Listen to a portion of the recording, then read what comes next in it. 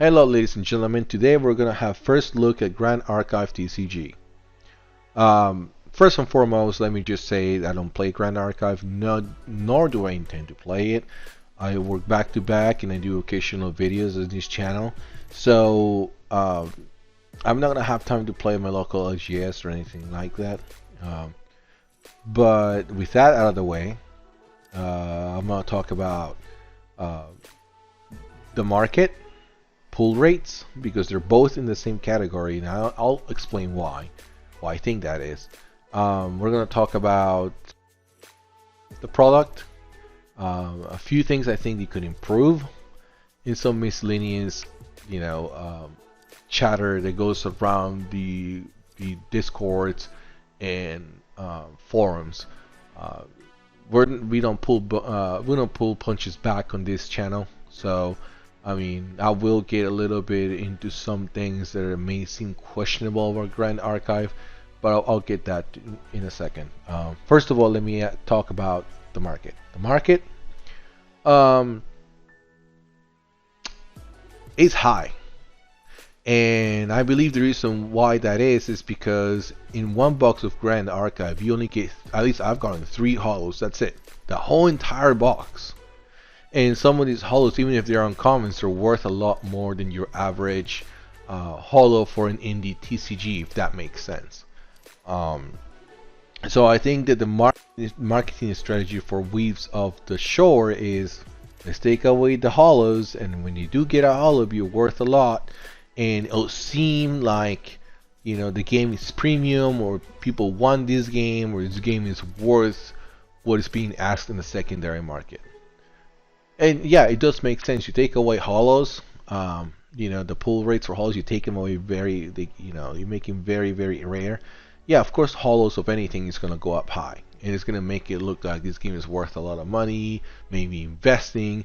And so now that I know they got a second edition. I think it's a second edition coming up next. It just makes people see in the market, whoa, first edition is this much? Let's all go and put our money in second edition and try to make money of it.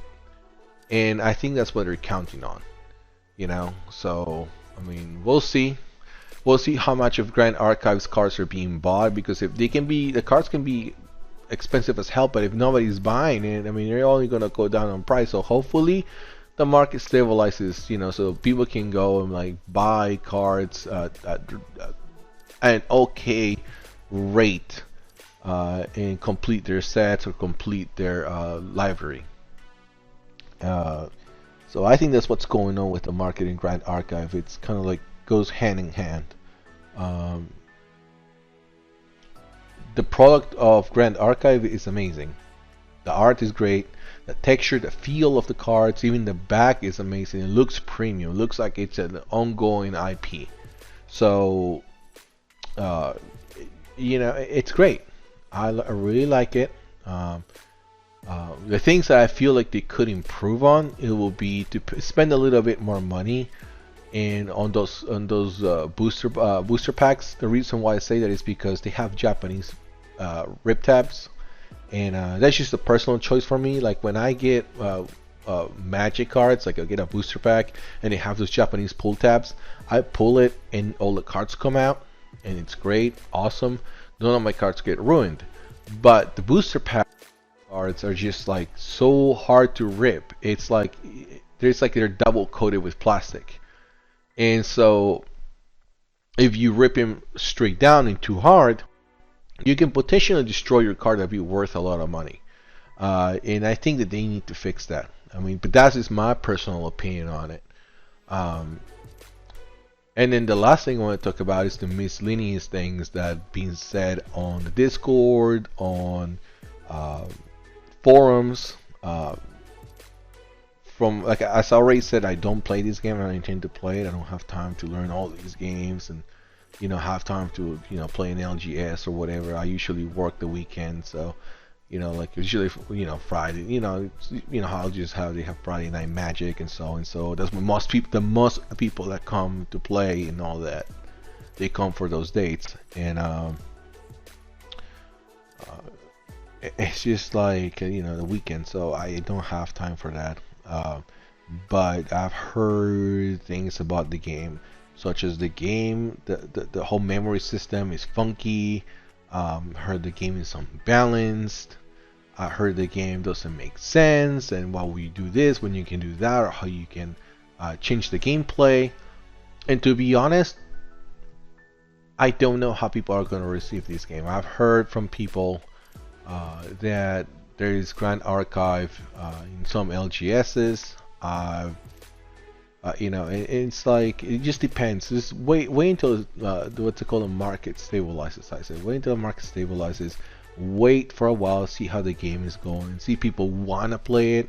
If they don't want to play, maybe people just buy just to collect. They're like just like Pokemon. Like people play Pokemon, but there's also a lot of people who collect Pokemon instead of playing it. They never played any game in their life, but they just collect because it's their favorite Pokemon, and so they put that card up for sale, or they PSA it or rate it or whatnot. So yeah, we'll see what happens. We just have to wait. Time is gonna prove if this game is worth it or not to play, to collect. Who knows? Give it time. The other thing I want to talk about, people have been talking about, is that Grand Archive have stolen Flesh and Blood's IP. Now, you'll be like, why? The back of the card looks similar to the back of the card of a Flesh and Blood trading card. Now, I put them side to side and compared them very well. And let's just say that Grand Archive, okay, they could say, and I'm not a lawyer here, so I'm not a lawyer, but I could say that they could just say that they were inspired with Flesh and Blood on their design on the back of the cards. They're similar, they're very, very similar, but they're not the same card. They're not the same, I should say the same art on the back of the card. So, I mean, so if you don't believe me, go look it up, make your own judgment. I believe that it's similar, but it's not the same card. And I can argue for hours how they can get away with it, and they're not stealing anything or anybody's IP. So, but I'm not gonna get into that. But I would just want to say that yeah, I mean, it did look very similar. But yeah, Grand Archive is not the only TCG or indie TCG I'm gonna be opening on this channel. I'm also gonna go ahead and I have a lot of things backed up here in my little studio. I have Back Alley Mages. I haven't got Dragon Ball. I got I got a lot of indie TCG, not just Back Alley Mages. I got a lot. Cinescope. I mean, I got a lot of booster boxes here and there, and I'm still getting some. So yeah. So I mean, keep tabs on my channel. I will post videos here and there. I recently just backed Suit Tiles. If you don't know what that is, look it up. Amazing game. It's fun. I actually played that a little bit, and it's fun. It is fun. I played it with my son. I had a first edition, and it's fun, and I enjoyed it. I backed it, and we're just waiting on that product. So I'll make a video on that too. Like I said, we don't pull punches on these channels, so if there's some shit to talk about the game, we'll talk about that shit. But don't I'm not gonna be like, oh, every game is great, haha, 8+. No, we're gonna be serious about this, and we're gonna talk about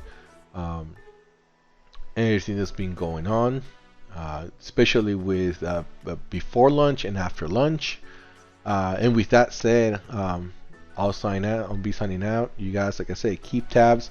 We'll also do some random mail calls. So we'll get some booster packs for Pokemon. You never know what you're gonna get. So I have it set up to where every so often I get a pack of all these with the mainstream trading cards, and then they're mixed up, and I get them in the mail, and I don't know what I'm gonna get.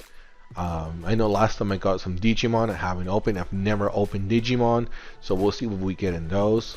But other than that, I'll see you guys in the next one. Peace.